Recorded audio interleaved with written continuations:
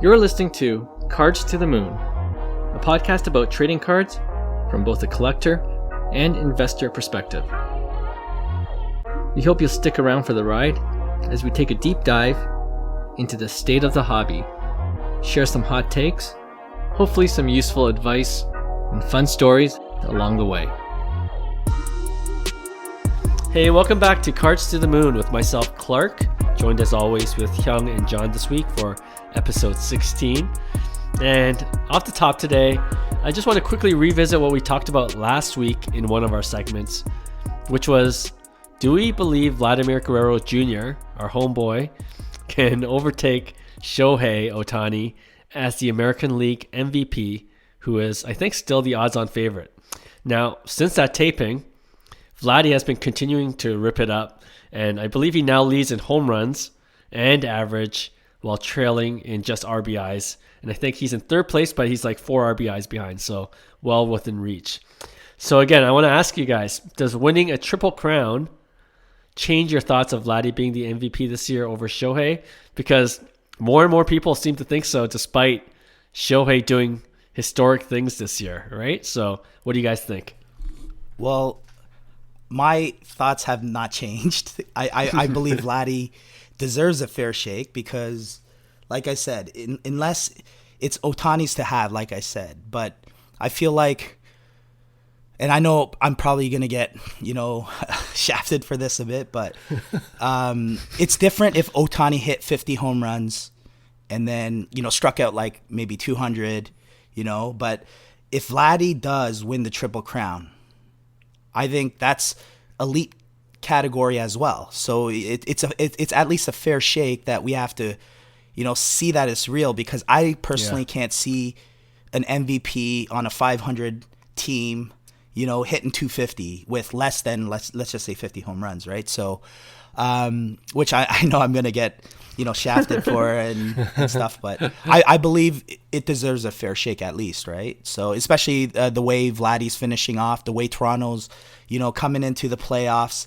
It's such an exciting young team. And what if, they go deep into the playoffs? Like this is all, I believe, you have to consider, and when you consider a most valuable player.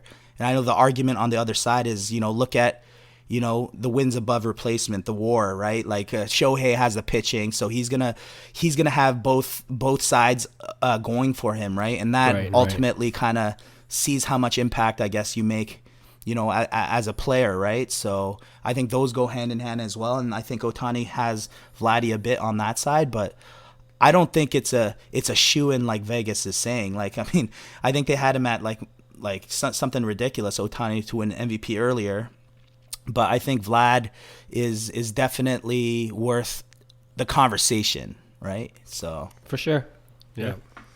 I think a lot of people's minds definitely changed this past week after Vladdy's performance. It is a bit of, what have you done for me recently sort of, feel where everyone kind of forgot a little bit about Shohei, and Vladdy's been all over the news. I really believe in order for Vladdy to have a shot, he has to win the Triple Crown. I think that's what it's going to take for him to have a chance at overtopping, because to have Shohei to see what he's done. So if he the great pitcher that he is, and a pitcher that wins the home run crown, like I don't know if anything can top that. So Vladdy has to take him in home runs. You can't give Shohei that title, and he's got to win the Triple Crown. And I think there could be a fair shake.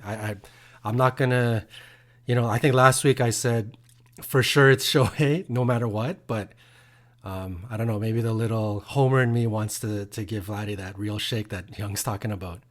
But regardless, for me, he has to win the Triple Crown to have a chance. Yeah, I think we're all in agreement there. Just to have that chance to win the AL MVP. And I really haven't changed my mind either. I think it's Shohei's to lose. And again, like I said in the intro, he's doing historic things right now. You can't forget that. And I think the more interesting question is in the future, I don't know if there's going to be another player like Shohei where he does supremely well on the mound and performs just as well at the plate. But how about if you had Shohei actually bat bat less than what he's doing now, but his pitching dominates, does that compensate for his batting stats and vice versa? Like you mean like him being like a 20-game winner with like a Cy Young type season, Right. and then him peppering like 20, 25 home runs, right? Yeah, Exactly. I think that is crazy too. Probably, hasn't Yeah. been done, as well, right? That's impressive, right? It's very impressive, yeah. But I mean, but he's doing it on both ends, like at the highest level. So Right. that's why I think Shohei is still the favorite, in my opinion, to win the AL MVP. I guess that is a kid thing to do, eh? When you pitch and hit, and you're the best at Yeah. both. It only happens in Little League, right? Yeah, So exactly. no, I get it. Like I get that. Yeah, 100%. Yeah. It's crazy. All right. But you know what? At the same time, I say that if Vladdy ends up winning the AL MVP, like I wouldn't be shocked at all either. Right. Right. Like good for him, So Yeah. And Are you- sorry, just throwing that out there. If you look at like price difference between like Shohei and Yeah. Vladdy, it is astronomical at prices with Vladdy still. Like I personally think Vladdy's still cheap comparatively to like a Shohei, right? And if we're going head to head with MVP, how would Vladdy's prices look? If he did win MVP or took Toronto deep into a playoff run, right? So I think Vladdy's cards are cheap. So I really like this marriage here because I think Vladdy could push through. I think there could be deals in the offseason coming up, these next few months, and a good opportunity to buy Vlad for sure. yeah, no, totally agree. Because I have a Shohei Ohtani. I mentioned this on the show before, the Topps Chrome rookie auto, BGS 9.5, and I've got it for $550 before the season started. I think the last one sold for about $3,000. That's crazy. Just What a a pickup. couple weeks ago. But like I'm tempted to sell it, and I would rather sell it and reinvest that money in a really great Vladimir Guerrero Yeah, Jr. rookie that's- auto. You know what I mean? That's not a bad play at all. So I would love to you'd do that. essentially be in like $550 for a monster Vlad card that you could kind of, Yeah. grow with, right? I love that move, 100%. Exactly. Yeah. So Damn. I'll let you know when I do that. But but Johnny, you were going to say something? No, I was just gonna say, are you guys buying any? Do you think there's opportunity to buy Ohtani or Vladdy right now? I think the problem is Ohtani, I think, has way less cards or way less options, right? So I think with Vladdy being ahead a year in 2019, I think he had, and him being kind of like the upcoming prospect, the number one prospect, his flagship stuff, like if you see Vladdy's like Bowman Chrome, his Bowman Sterling, they're still dirt cheap. Right. But then, you look at Ohtani, you have his Topps and Topps Chrome and Topps Update, essentially. You don't have any other, his Bowman Chrome kind of is his first Chrome almost, where prices are ridiculous.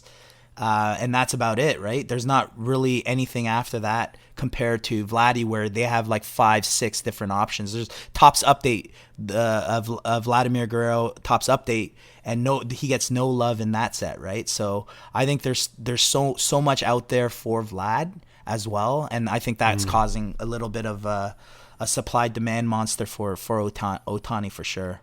Right. Do you guys think? I was just looking at prices, and I know that most people wouldn't buy Vladdy or Ohtani right now. I don't think I would personally suggest anybody to go buy because they're both, they're probably the only two players that went up during a crazy down market. I think it was like literally these two for guys sure. that went to the moon. But I was looking at Ohtani's like US1 and his top 700, like his SP and SSPs. I don't know, like, you could tell me otherwise, but I feel like they're really undervalued. I told you, remember, like I think we were talking about Ohtani long time ago. Everybody's after Chrome versus paper. And I said, there's a lot of opportunity in the paper, even the parallels, that was when I believe the Independence Ohtani went for like $2,500, the PSA 10, Right. which is probably maybe a $10,000 card right now. But yeah, like, I think paper, there's still a lot of opportunity. Like you said, there's SPs that people, everybody's after the Chrome. They like the shiny stuff. And yeah, I think, but with that said, I think you're it's still probably not the right time to buy Ohtani, right? There's still a little hype baked into it, and I think prices have cooled down a little bit over the past couple months, and I project them to cool down, all through, November, December, when basketball starts getting hot. I think in the new year, January, February, that's when prices will pick up again for baseball. So I think the next, few months, it's a buying opportunity. This is the off season. I think there will be an off season as opposed to the last couple of years where it kind of, bled in because of the whole COVID thing. But I think, I think it's a buying opportunity for both Ohtani and Vlad in the off season where you could pick up kind of like a bigger card, right? So. Yeah. I mean, I was looking at the Topps Update US1 SP. That's the warm-up jersey. It's kind of like a bit of a close-up. Right. Yeah. That one just sold for just over 200. It's literally the same price as the base. It didn't make sense to me. Yeah, that doesn't make sense, and that's a good buy. Yeah, and then the top 700 SP, the one where he's kind of coming out of the batter's box and he's holding the bat in hand. Like that's going I think for that's SSP, isn't it? I think that one's SP, and then the one where he's actually batting and it looks like he did a pop up. Oh, right. That one's the update. Yeah. Okay. I really like that one. That one I think goes around 2K. I love that card. Yeah, it's a pretty sweet. But the SP with the bat in hand, it looks like he's in batting practice. That one goes for like $500. Like, I think that's a great deal. It's really short printed. 100%. I for $500, I would prefer that over spending a bit more and getting like a pink refractor or base or something like that, like a chrome base. Yeah. But yeah, I'm with you. Yeah. Okay, that was a good discussion. I think, it'll be interesting to see how it plays out. But, whoever wins, it's been really fun to watch this AL MVP race. I haven't been able to think of another race like this in a long time. Right. Definitely brings joy back into baseball, right? That's what we kind of need. Yeah, totally agree. All right, then let's move on now to hobby headlines. So now that the NFL season has started and the NBA and NHL season is about to both start next month, I want to get your thoughts on making in-season plays, like short-term flips. It's a way different game than flipping for the long term, where you buy a monster card and lock it up in a safe.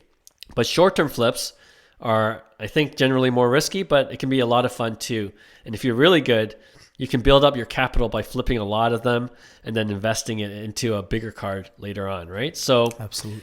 I want to ask you, do you guys have any strategies when you look to make these short-term flips or plays within the season? Like, which kind of player do you like to target? When do you like to sell or trade? That kind of thing. What are your thoughts?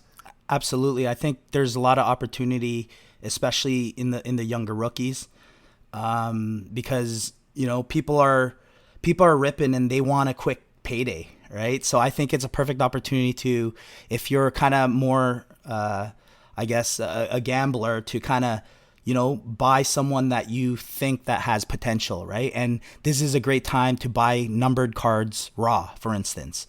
I like to buy the really low numbered cards because people just want to, they rip, they just want to cash out because they're uncertain. They just spent money on a box. They rather just take the profit, and continue to rip. But then, you have, me waiting on the eBay corner, just waiting for these deals to be had, right? Like just buying the numbered cards. I like to buy the numbered cards. I think Select, personally, we always talk about Select, how underrated it is. I think long term, numbered cards go for really cheap at release, and I think they're great.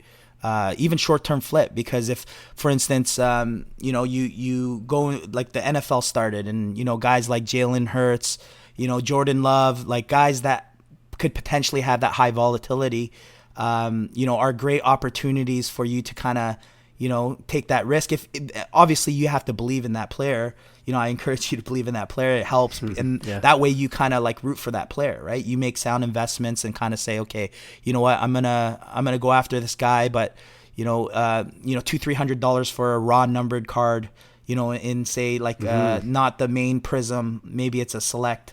I think it's a great play short term as season progress. Let's just say a guy like Jalen Hurts continues to wow people and stuff like that. I think it's an easy flip to make tons of money because, football season is something like people. You look at Mahomes's prices; they're insane. So the football market's hot, and I think there's a lot of opportunity. Basketball season's coming up. I think that's gonna be the time to buy right now in the off season still. And I think that December time period is when it starts to really amp up. So that's the time when you want to do the same strategy, right? So as people rip, you wait on the corner, on the eBay corner, and just constantly snipe the good cards, right? And the crazy thing, one thing I'll add with NFL is if you look at all the Facebook forums and all the pages, like it's 99% quarterbacks, right? Young quarterbacks. Right. That's the game. And if you're a football fan or a hobbyist, then there's great opportunities and running backs, for instance, other positions where I guess the investor really doesn't care too much, right? They're in it for the quarterbacks and the young quarterbacks, right? Because I believe it's the volatility issue as well. Yeah. So yeah. I think for me in general, when you're looking for the quick flip, I personally myself, I'm not a quick flipper, but a strategy that I would generally deploy is definitely purchasing in the off season. For football, especially like the weeks after, right immediately after the Super Bowl, prices are so cheap. Like if you do your homework and you have gut feelings about certain quarterbacks or certain players, I think those are the times to buy. Like one of our buddies, Jay, like he loaded up on Kyler Murray after the Super Bowl. Nice move, and the quick flip really is the handful of weeks leading up to the season, and then the first couple of weeks in the season. I think that's the time that you flip those cars that you bought in the off season. I think to try and purchase now, not to say you can't make money, but I would never, and I wouldn't really recommend anybody to be purchasing during the hype right now. Like we all saw what happened in week 1. Murray went off, Hurts went off, like Matt Stafford went off, like a bunch of people went off, and you're just so tempted, like, what whatever. If he keeps on going off though? Exactly. I mean, yeah. Now prices are so cheap. That's my point. Yeah. Exactly. So that's kind of like what happened to Ohtani, right? Like people were selling off because he was 3Xing in the first handful of weeks. And next thing you know, he kept going and his car 10X'd by the, the third or fourth month, right? So it's not to say that if you buy now into the hype that you can't make money, but I think general rule of thumb, you don't buy these first couple of weeks in the season, no matter how tempted you are. I wouldn't say you buy into the hype. You wait. For baseball and like, for example, basketball, I think post All-Star break is a great time, like sort of that mid-season lull. Prices kind of come down. If you look at Ohtani, his hype was all the way to that home run derby. And immediately after the home run derby, I think everyone was expecting him to win, do magical things. He was great, but he didn't win. And then his prices like kind of flatlined. Like they stayed strong, but it wasn't like going in an upwards like rocket, right? So I think that in every league there's a midseason lull.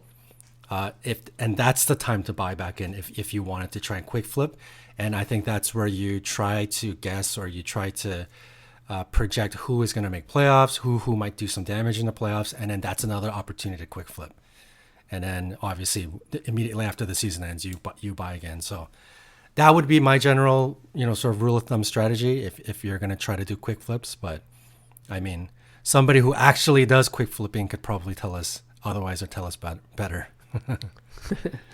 No, but I mean, those are both good tips. And I think the general theme I see from both your answers is that when you're looking to do the quick flip, that it's generally more risky. So you don't want to invest a lot into one player. And so you look for players that have potential and it's also cheap, where you can see them increasing 2, 3, 4, whatever X amount within the season. Right. And I also see it as for instance, what I'm explaining is almost like day trading, day trading versus like investing in a long-term strategy, right? So it's like you're going to get your, if for the day traders out there in Forex, your pips, right? Or your pipettes, you're getting your profit, right? And that's what I think, I'm shooting for, at least, where there's opportunity in a volatile span of 4 months. How can week one, let's just say, everybody's off Jalen Hurts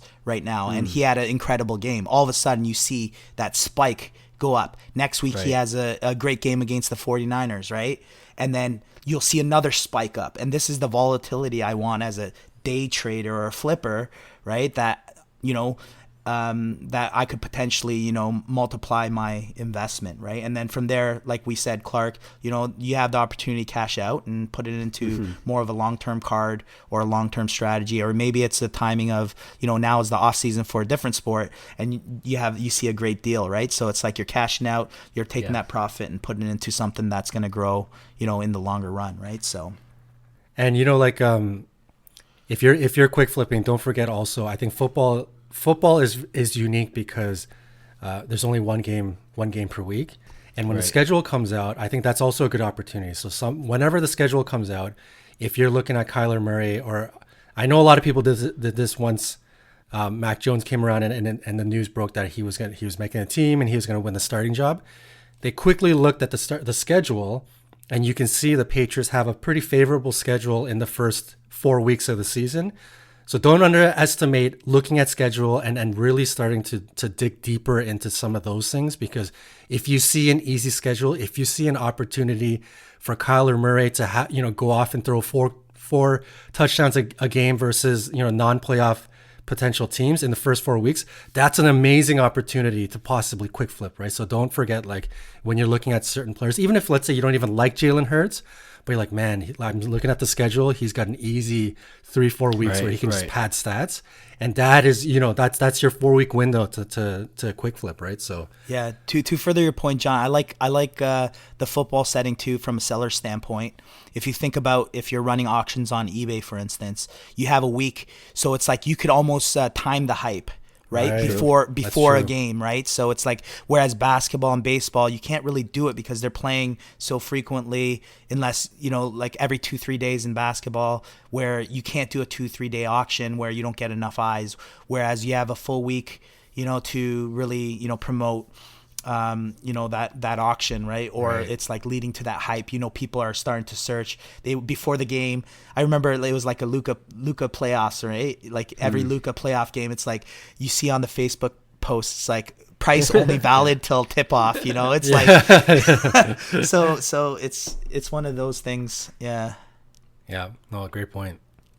My only real experience in short flipping is baseball, and you mentioned it, Hyung. It's harder to do in baseball, but one way you could do it, and it's kind of fun for me, is that I choose a guy that I think is going to win AL MVP or NL MVP based on how their teams are projected to do, and you just pick a variety of players, and I go after like their first Bowman Chrome autos, the ones that are fairly cheap and that no one's paying attention to. For sure. And then, of course, if they do perform well, that the way you think they're going to perform, and especially if you're a baseball fan, you kind of have this kind of, inside knowledge, hopefully, that will give you some kind of profit at the end of the season. For sure. Then it's really fun to do quick flips like that. So, for example, I last year, or what was the year before, I bought a Jose Abreu Bowman Chrome first auto. And no one, Abreu is like one of the most underrated players year after year. No one's searching for his cards. Yeah, no one's searching for his cards. And especially in the off season, they just like a pattern. It always dips. Yeah. And I think I got it for like $50-$60, something like ridiculous. A BGS 9.5. Jeez. Wow. And that one year that I bought it, he won the AL MVP. And then, that was an easy 3X, right? So, nice. So stuff like that. It's nothing crazy, but, if you like the sport and you like watching baseball, it's a fun way to do it. I did the same with Trey Turner. Same thing, like $100 for his first Bowman Chrome BGS 9.5 auto, and same thing. Like, Trey's going to steal his bases and he's going to be at the top of the lineup. And then the Dodgers trade really helped me. That made an easy sell afterwards too. So, and I think that's why baseball guys like going into prospecting in the first Chrome in particular, because for sure it's like the minor league season still goes, and then that that opportunity to flip, right? Because you're kind of guessing, this guy's the next prospect, nobody knows about this guy, right? He signed for like $4 million, everybody's sleeping on him, and then a first Chrome refractor is going for like $100, $200, and then you're like, this is a $1,200 card. That's what happened to Anthony Volpe. Everybody's off they weren't off Anthony Volpe, but he got overshadowed by, Jason Dominguez and Bobby Witt Jr., who are the guys, and then it was kind of like Andy Page's and then Volpe, those secondary tier guys in 2020 Bowman. But someone like Volpe all of a sudden becomes, the next Jeter, they say, but like, or like, he's one of the top prospects in the Yankees organization now, over one minor league season because he's, hitting whatever 30 home runs or whatever he's hitting in minor leagues. All of a sudden, this guy's refractors, graded refractors are over $1,000, right? So, a card that like eight months ago there was zero interest in, right? Yeah. And then all of a sudden, one minor league season, and that's why I think there's a lot of opportunities. And I hear that a lot. It's like people from, I guess, the investment side of things, they're like, how can you invest in like people who've never played Major League Baseball before, right? But it all depends on, what your exit strategy is at the end of the day, right? Sure, no one said they're in it for 10 years or they think it's the next Mike Trout. They just see the opportunity. Great point. And with baseball prospects, like if you hit the right one, like Volpe, for instance, if there's a chance to cash out, you could easily cash out for a player that has more of a proven track record too, right? Absolutely. So yeah, play absolutely. that game too. All right, all great points. I think one thing about quick flips is that it is a lot more fun because you get to see the cash flow come in if you're doing it right. I guess it can be a lot of pain as well if you suck at it. So I see a lot more steak dinners on Instagram. A lot more people are eating well because of their flips. I think with that, we can move on to our next segment, On a Budget. We did this before where we give ourselves a budget of $100, $500, $1,000, and we pick a card to recommend as a good investment at each level. But today, we're going to do the high roller edition, where our new budget is $2,000, $5,000, and $10,000. All right. So this should be fun. Who wants to lead off with the $2,000 card? I'll lead us off with 2,000 because I actually did this in life. Like this week, I gave myself a $2,000 budget. Yeah, in real life. Before we even like talked about this, I said I want to pick up a card for under $2,000, and the card that I kind of narrowed down to was again Trae Young. I really like. I really like his Select Concourse image. I think that's such an underrated card, and I got the White Prism for $1,500. I thought it was a decent deal. Love White Prism. Yeah, White Prism's beautiful. Luca's White Prism is like ridiculous. His PSA 10. Mm-hmm. This was a PSA 10 I grabbed. It's I believe it's pretty low pop. It's numbered obviously to 149, but I think that 2018 Concourse is great. And yeah, so I thought, you know what? I have the option. I think when season starts, I could, take profits there, or I could just lock it in the safe and just enjoy, being a fan of Trae Young, right? So that's my $2,000 card. I went under budget, at $1,500. So yeah. I expect that I could, one day that card's gonna, obviously be, hopefully more than what I paid for. So. I like it. I like that choice. All right, I can't believe I'm going to say this, but I'm going to go with LeBron. And it's the 2003 LeBron Bazooka card number 276. I actually really like this card, and I've been looking at it for a while. Almost pulled the trigger, but didn't do it. But it's not the PSA 10; it's the SGC 10. So the PSA 10 goes for about $4,000. I think at its peak, when the card market was crazy, it's second week of February, it was going for like $10,000, $12,000, $15,000. It went crazy. But the PSA 10 goes for about $4,000.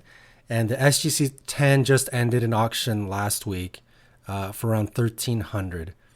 I really like that price. I really like the card. You could potentially crack it out. SGC does a great job in grading.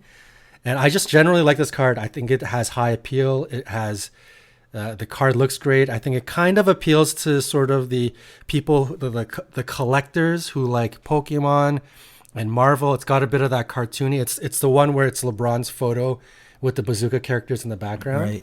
Yeah. It's just got great eye appeal and something unique. It's a little bit different. Pop Report, like they did not print these a lot.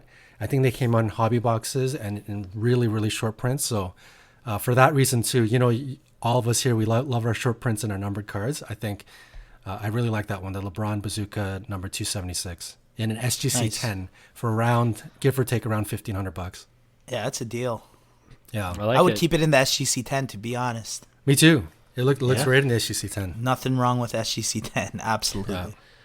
We're all SGC fans. I know. Yes. Well, I mean, you know what? If we don't know what the landscape is now, but if that becomes a card that, like, let's say somebody goes and picks that up tomorrow, and it's like a lock in the safe card, why not? Like, you don't know what SGC is going to be in 5, even in 2 years. Absolutely, we don't know. yeah. So, yeah, it's a good play. I went with the 1992 Topps Gold of Shaquille O'Neal rookie card. Wow. And so I'm just looking through my watch list, my personal watch list, and I'm looking at the budget. And the reason why I like this card is Topps Gold, I think, is just a good set for both baseball and basketball. Like Derek Jeter has a Topps Gold rookie. Yeah. Love that card as Classic. well. Yeah. And I think Shaquille O'Neal has several rookies himself, but I like the Topps Gold set as well. And the PSA 10 is going for, or the last one sold for about $1,900, so just under the $2,000 budget. Right. But good choice. I mean, Shaquille is like, Shaquille is, it's Shaq. yeah, like he's culturally relevant. Yeah. He's going to be always in front of the camera. He loves it. And I think, he's a funny guy if you hear him on ESPN. And I think he's one of those guys that will just be hanging around. And then people are going to see, he was also an amazing basketball player. Yeah. And he has the championships. He always brags to Charles Barkley about that on his show. Nice. Hey, But, man, arguably in the top 10 and on a lot of people's lists. For sure. And if you look at the Pop Report of a Topps Gold, is about 550 with about 4,000 graded. So Nice. Another reason why I like Topps Gold is it's a lot less printed than obviously the regular Topps paper that came out. So that's my choice for the $2,000 budget. Nice. Oh man, I like it. good one. I like it. I personally like the Topps Gold better than the Upper Deck with the 3 images. I have the Upper Deck one and it's coming back from grading, but I'd rather have the Topps Gold. Yeah. They're both good cards. Yeah. They're both good. Yeah. And that's what I love about it. There's just so many different options, like we went from modern to vintage or to semi-vintage, and like there's opportunities everywhere, right? So that's why it's like I always have to say, buy what you love. Don't follow, our words, my words. It's like do your research, buy what you love. You'll never go wrong, right? Especially when you're dropping this kind of money. So with that said, I'll go to the $5,000 budget card. Okay. And with that, I'm gonna kind of start looking more long term, where I see a lot of opportunity based on kind of like the development of, let's just say, the player. And for me, I think I said earlier, Vladdy was severely underpriced in my opinion on some of his cards. Back in 2016, when he was the number one prospect, when he was coming up, his prices were insane. Like that for Bowman Chromes, his colors were going big time. And since then, it kind of, obviously, since 2019, 2020, when he had the disappointing seasons, I guess disappointing from, the investment standpoint, where his cards kind of went backwards, his Bowman Chrome took a huge hit. And now, I look at his 2016 Bowman Chrome and I'm just shocked that they're still, in the prices they are. So with the $5,000 budget, I could actually pick up, I seen a BGS 1010 Bowman Chrome auto of Vlad Guerrero sell for under $5K, which I thought was a great deal and has massive future potential. And then also a True Gem Bowman Chrome refractor auto of the same 2016 Bowman Chrome. True Gem, yeah, exactly, for under $5,000, right? I think, look at, Mike Trout's cards. I think a 1010 refractor sold for, $50K or $60K last week on eBay, actually, on bids, which is nuts. But like I said, Vladdy is obviously is a lot younger. He's still 22 years old, and I think as he progresses his career, I think he's just showing his talent right now. I think we have many more years to have Vladdy, and I think 3-4 years down the road, that card's going to be absolutely huge. Agreed. Yeah, Right. I can see that. Good point. All right. So I'm going to go with, and keep in mind, this is not, as we get into 5,000, 10,000, this is not my budget area. These are cards that I would dream of and or am looking to trade up to. So some people may laugh and like, oh yeah, that's like chump change to me, but these are like high-end cards for me. But I'm going to go with obviously a little bit more of a safer play and not put, if I'm going to be putting $5,000 into a card, it's something that I lock up, and it's something that I feel has really minimal chance to go down more so than going up. So I'm actually going to go with the Kevin Durant Topps Chrome PSA 10. It goes for around $4,000 right now. I think his cards have come down quite a bit, especially during the downturn. And this is a great opportunity to get into a card of a present day player that, in my opinion, I don't personally like Kevin Durant, but I can't deny the fact that you're watching greatness. Like this guy, for me, he's going to go into the top 10 all-time NBA. I can't see how he couldn't. He's literally an unstoppable player. He's that good. So you have an opportunity to get into this kind of a card under $5,000. Pop count is just under PSA 10s are just under 1,000 for that Topps Chrome. I think at $4,000, it's a great buy if you're in that wheelhouse of budget. But yeah, Kevin Durant, Topps Chrome, rookie, PSA 10. That's a great pick, because I have the PSA 9 Topps Chrome, which I got for $2,000, and now it's like about $1,000. So right. And I think the PSA 10 was also double what it is now. So yeah, it was touching, I think 10, even 12,000. I remember it was touching 5 figures. So yeah, it's crazy. Discount for sure. Mm-hmm.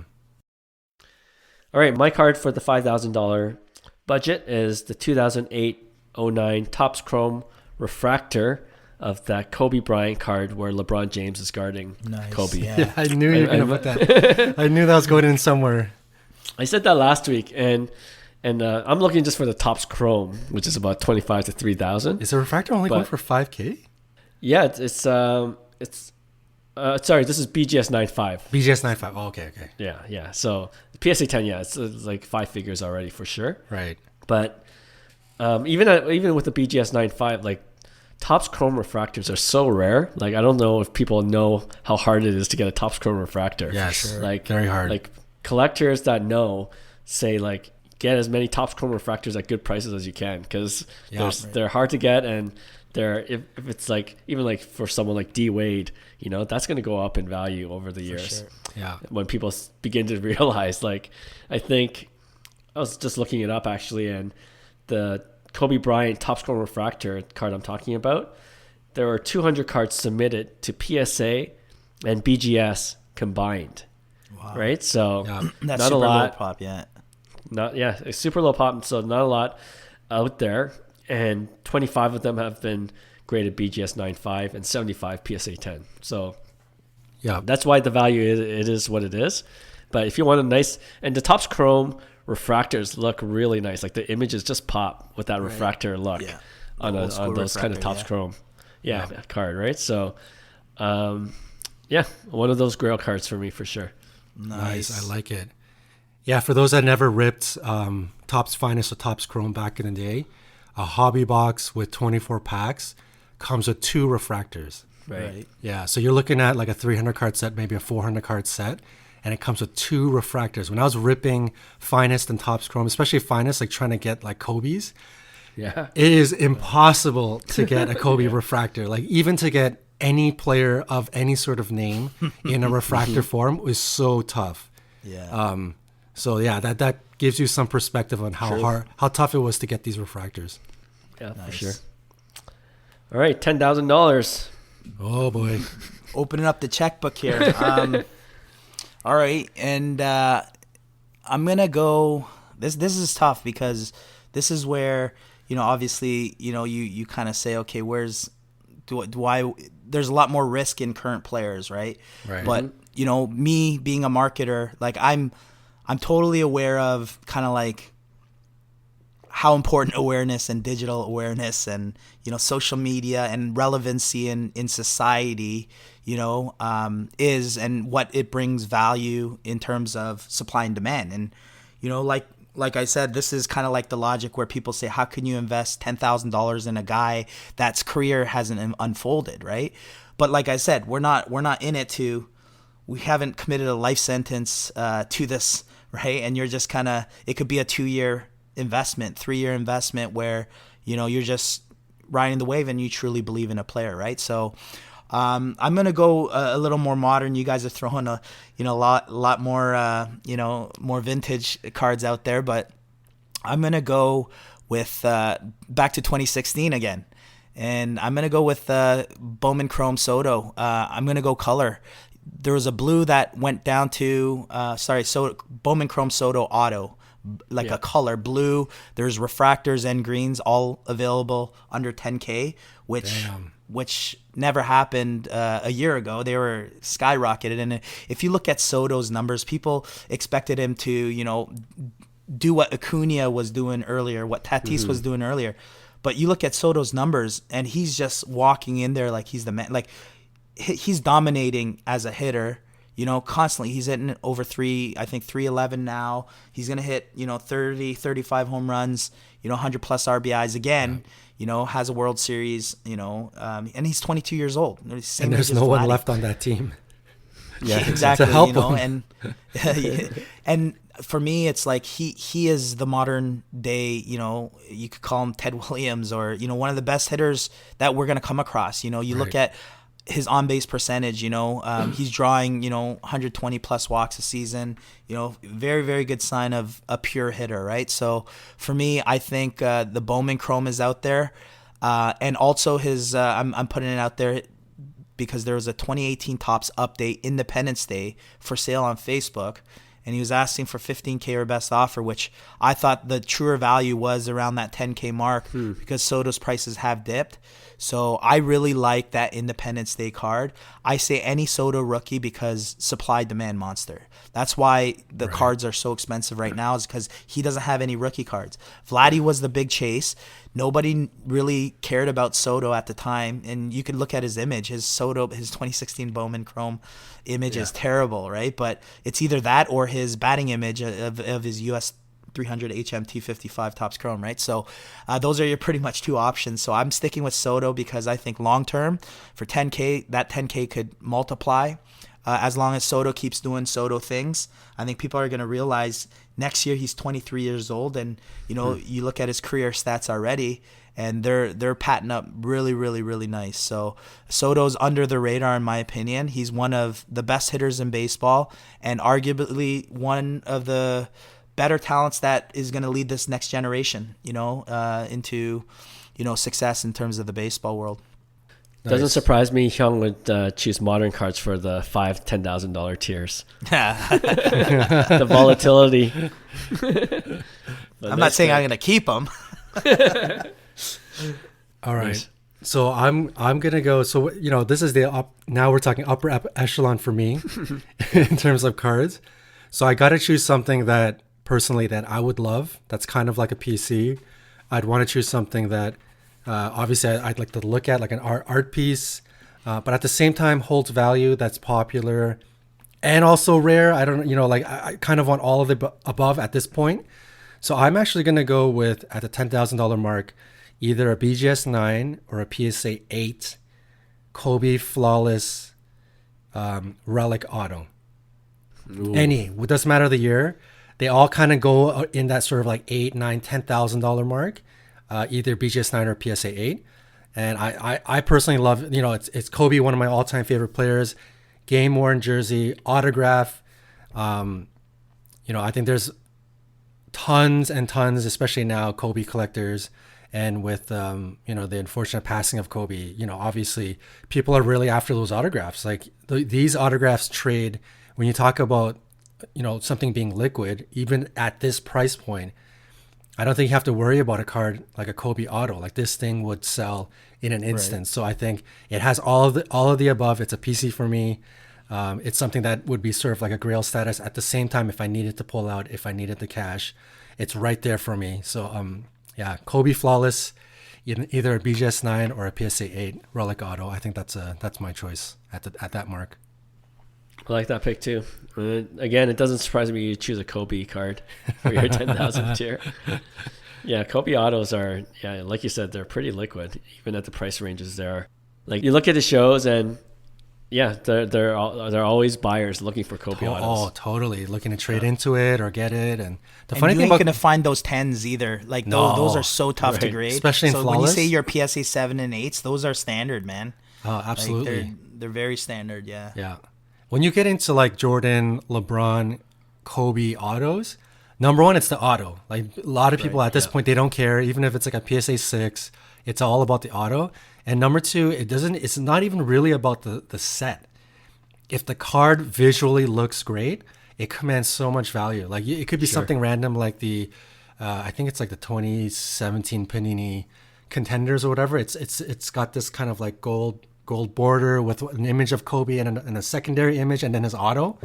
Like a beautiful looking card. It's a really random set, and I think it was a redemption set, but it commands high dollar because people love the Kobe auto related to a card that looks beautiful, right? So these Kobe autos, it doesn't matter what set it comes from. It just has to be like a beautiful card and it'll command top dollar. Nice. Mine is at the $10,000 level, something less risky. And again, like John, it's more for the PC, so I would have to really love it. And this is a card I actually looked at when I got back into the hobby. The card is 1982 Topps Traded Cal Ripken Jr. rookie card. Dang. Classic. And when I saw how much a PSA 10 was going for when I got back into the hobby, even then it was kind of like, okay, my budget's like yours, John, when you start $100 or like not a lot to begin with. Now it's going for, I think the last one sold for about $6,000.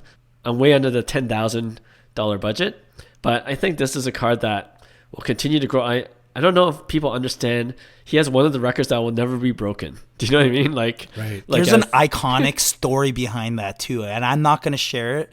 But yeah, it's regarding the record, and it's freaking crazy. But anyways, yes, the record is insane. But remember, there was a lights out incident. It involves that. I'll just leave it at that. You guys could do your digging. Okay.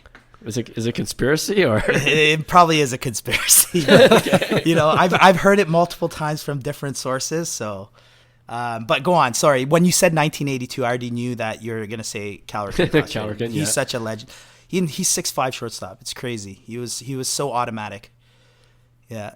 So he was amazing to watch, even as a Jays fan. Him being in the AL East with the Baltimore Orioles out of all teams. Absolutely. But Ripken was a joy to watch, and I think people are going to realize over time as more people get into the hobby, like he's one of the legends of the game, living legends right now. And the Topps Traded card is, I believe, in my opinion, the rookie card to get if you're a baseball card collector. So iconic. So and I looked at the pop reports under 400 with over 13,000, with almost 13,000 graded. It's hard to get into a gem mint condition, so that's why.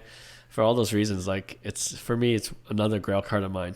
Yeah, 1982 Topps Traded Cal Ripken. That seems cheap for Cal Ripken.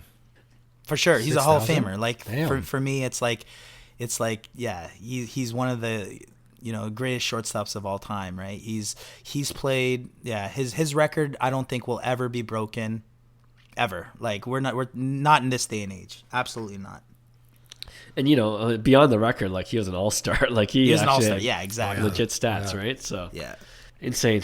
All right, we'll do this again. The high roller edition. It's kind of fun looking for these high price cards that we can that only Hyung can actually buy. But no. Yeah. I don't even go this high, man. It's crazy. It's crazy if you think about it. Yeah. But man. Hobby logic, right? Hobby logic. But if you use your profits, though, it hurts less. Right, so if you made a flip and you made $3,000-$4,000, and then you're dumping another $3,000-$4,000 into a card, I think that's a sound investment. Yep. Yeah, that's true. Kind of goes along with what we talked about in our first segment, right? About quick flips, It goes hand in hand, yeah. For sure. Let's move on then to our last segment today, which is pick one. And we're going to add that twist we did last week where instead of choosing two players to pit against each other and then debating which one we rather invest in, we're going to each offer 2 hot takes and we'll choose which one we think is more likely to happen. All right? So this is where we talked about the Vladdy over Shohei, one of Hyung's hot takes. And do you think it's more likely that Bryce Harper can catch up to Tatis? But anyway, that's where we got the Vladdy. Yeah, now it's Vladdy. Okay, I'll go with this, and I'm gonna just give you a quick explanation why I did it, because in the forums, a lot of people talk about how Mike Trout, is injured now. He's in his next 10-year phase, and is he gonna put up the same numbers? He's injured right now. How serious is that injury? He's pretty much shut off until next year. So are Trout cards overpriced? I mean, like I said, a Bowman Chrome, 2009 Bowman Chrome, 1010 refractor sold for $60K, and obviously the Superfractor story sold for 3.96. His base, I think his BGS base is going for about 20 to 25K, right? So is Trout's card overpriced versus are Soto's cards underpriced? Because I believe that Soto is one of the greatest hitters in our generation, and he will continue to do it.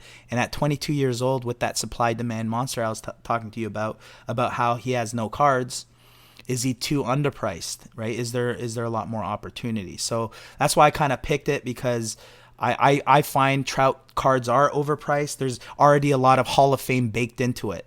But we're coming to a time where, look at what happened to Albert Pujols. If you look at his first 10 years versus his last 10 years, for instance, his split stats, who got the better end of the deal? Was it the Angels or the Cardinals, right? And, his Cardinal numbers are ridiculous, right? So it's like, are we entering that same thing with Trout? And don't get me wrong, I love Trout. I own a huge Trout myself, and obviously I don't think his cards are overpriced, but part of me, when you compare, his PSA 10s are going for 3,000 with a higher pop, is that sustainable in terms of price, or is Hall of Fame status already baked into that? Right. Ooh. This is a tough one. Yeah. I'll go first. We've been screaming from the mountaintops that Soto is underpriced. But in this comparison, I'm actually going to go with Trout cards are underpriced. So they're not overpriced. So I'm going to pick the Trout side. Yeah. Because Soto, as great as I think we're all projecting Soto to be great, and he's obviously shown his greatness already, like playoff MVP and already winning a ring. But he's still young and anything can happen. I think Trout prices aren't overpriced. In my opinion, I think they're rightly priced. They're right on the dot, and they continue to float at the same levels, even though he's injured. Because, the Hall of Fame is baked in, but Trout is so unique, man. Like it's like we're watching Michael Jordan, right? Like I think the consensus is we're literally watching the greatest of all time. It's a literally history in the making in a player. And to have the greatest of all time and to watch him, and he's still continuing his career, I think his cards are rightly priced, and I think it's just going to continue to go, slowly go up. I don't really see room for it to tank or go down when you're watching the greatest of all time.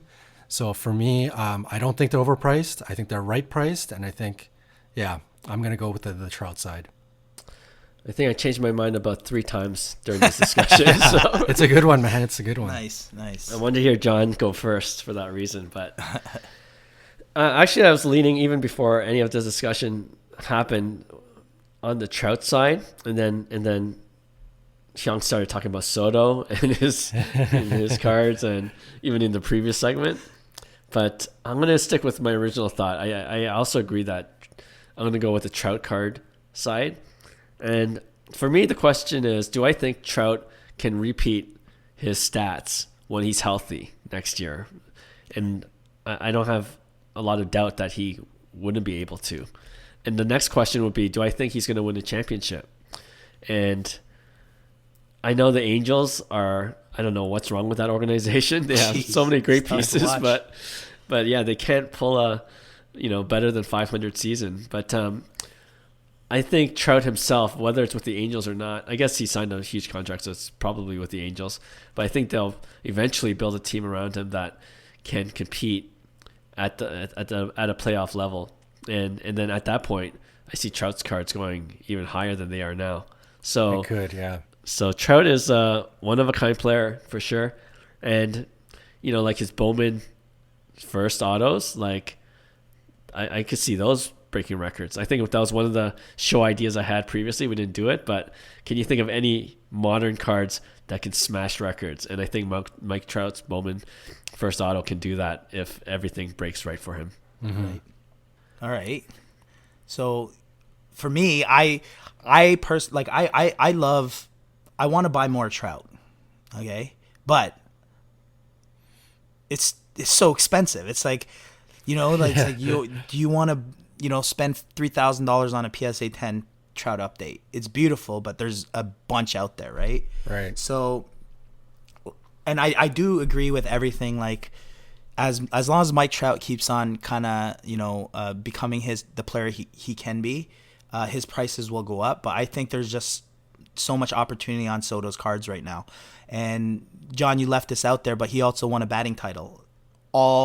Everything you mentioned, all under the age of 22 years old, right? Yeah. So for me, it's like, okay, what happens if Soto keeps this up for 7 more years and catches up to the mid place where Trout was, right? So for me, I'm looking at it as, yes, now that blue refractor for 10K could potentially, what did a Trout blue go for, right? So that's where I'm looking at this perspective. So I'm going to say, Soto cards are underpriced. If that makes sense. It's a very true statement. Very true statement. Agreed. Man, Johnny, you want to go next? That's a good one. Yeah, I'll go next. So I'm going to go with a couple of hot takes of traditionally franchises that toiled in the basement. We're going to go Cleveland Browns are your 2022 Super Bowl champs. Yikes. Or hot take number 2 is the New York Knicks are your 2022 NBA champs. Yikes. Which is more likely to happen. What was my louder yikes? I think your Knicks was. I think the Knicks were louder. Yeah. That for me, it's the Knicks. I was expecting them to do more in the offseason.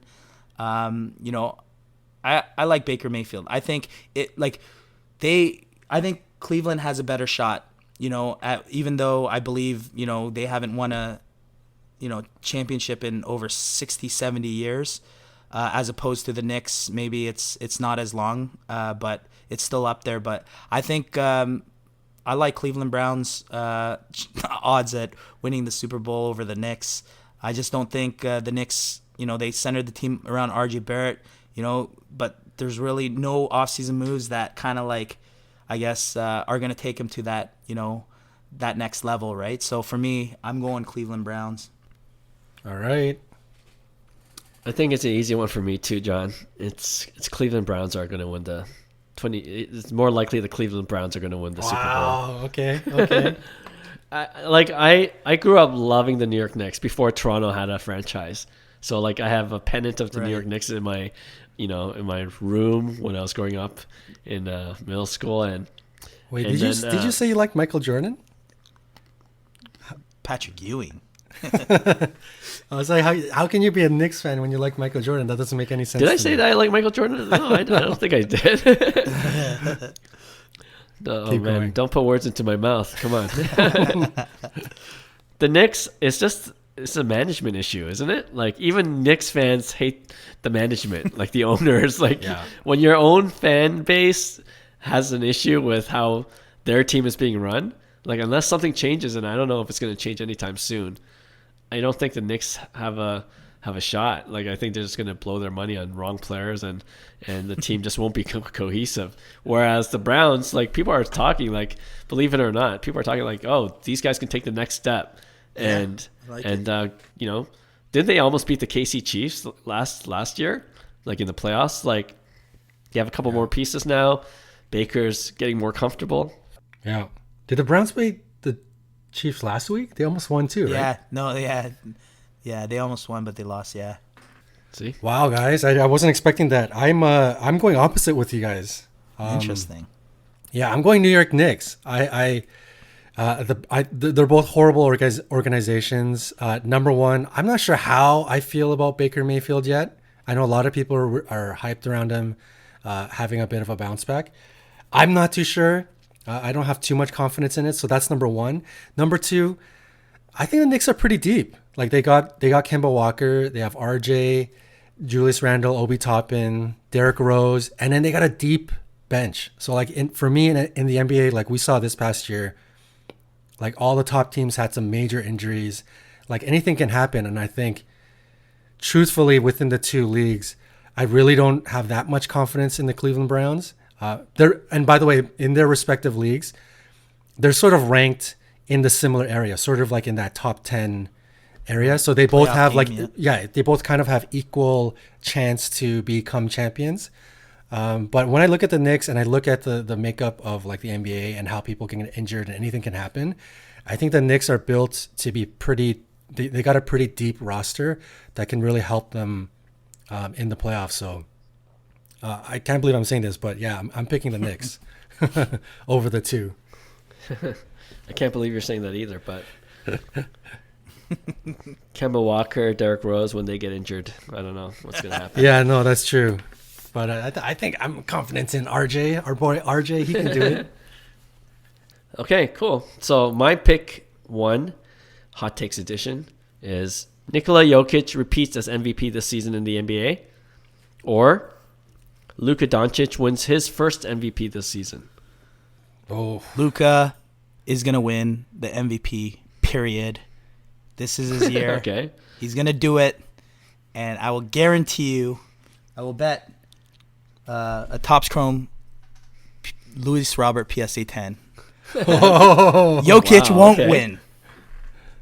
Oh, okay. Damn. Jokic won't win? He won't go Okay. back to back for sure. For me, Luka, I think Luka's gonna take it. This is his year. You know, he has a lot to prove now, and I'm on the hype train. I'm big on Luka. Yeah. So Luka's gonna win MVP. That's the only thing that's missing, right? He needs to, secure that to be considered kind of like in that same category, Yeah. right? So. Did you think he had a great season this past season? Because I think he finished fifth in the MVP voting. Right. No, I think the year before he had a better season, but Right. I hope Dallas can make some moves as well. Actually, they're talking about even Goran Dragic, which could be very, very interesting. And it could actually make sense with Toronto Raptors too as well, right? And it could be a win-win for both teams, and especially Dallas. And maybe that's what's missing with Luka is kind of having someone like Goran Dragic to kind of support him and bring the ball up and give him a little more options to score, right? So Right. That's what I'm hoping with Dallas this year and with Luka, and he wins his first MVP season this season. Yeah, Could happen. Okay. Damn. I love Luka. I want to say Luka so bad. I'm gonna pick Jokic for back to back. wow. I think both are not too likely, but I just like Denver's makeup. I think they're going to be a big time contender with everybody coming back, especially Jamal Murray. And I think that's just going to help Jokic's numbers overall, his assists, rebounds. Like I think everything is just going to start flying off the handle again. And truth be told, we don't know which Porzingis is going to show up. And really, Dallas didn't do too much to really give Luka that help. Had they gone out and got Bradley Beal or something, they did something crazy. And I guess there's still time, but if I see something different about the Dallas Mavericks, this would be an easy Luka pick for me. But I like Denver. I think they're going to be one of the top contenders in the league. And I for that reason, I think if we're talking betting and percentages, I'm going to have to go with the higher percentage. It's going to be Jokic winning it back to back. Okay. So I am the tiebreaker then. You I are. think I am going to go with Jokic going back to back as well. I knew it. Because I think for the same reasons, pretty much what you said, the Nuggets are built for another deep playoff run, I believe. And Jamal Murray, he should be back, right? Yeah. For this season. I don't know if he'll be back for the start though, but yeah, he'll be back sometime this season. And Jokic is a stud. I don't know. Like if you look at, and the reason why I want to ask this question is that if you believe that Jokic is more likely in this hot takes edition to win MVP, now is a good time to get his like silver prisms. PSA 10. It's about, it's not cheap. It's about $3,000 right now. You can get it for about $3K. But you look at other studs, their silver prisms are all 5 figures right now. Yeah, so I'm just saying, like, it's a good opportunity if you really believe in Jokic to get his cards. Right. Okay, that's a wrap for another episode of Cards to the Moon. Thanks to all our subscribers and followers again for listening. And we love to hear your feedback of the show and any ideas you want us to discuss in a future episode. Just check out the show notes on how you can connect with each of us. Till next week, take care. Hey, thanks for listening to Cards to the Moon. We'd really appreciate you subscribing to our podcast wherever you listen to your podcasts. And you can also connect with each of us on Instagram at 5cardguys, or you can follow Hyung at Integrity Sports Cards, or John at TradeU at Recess. You can also check us out at 5cardguys.com. Thanks again, and hope to connect soon.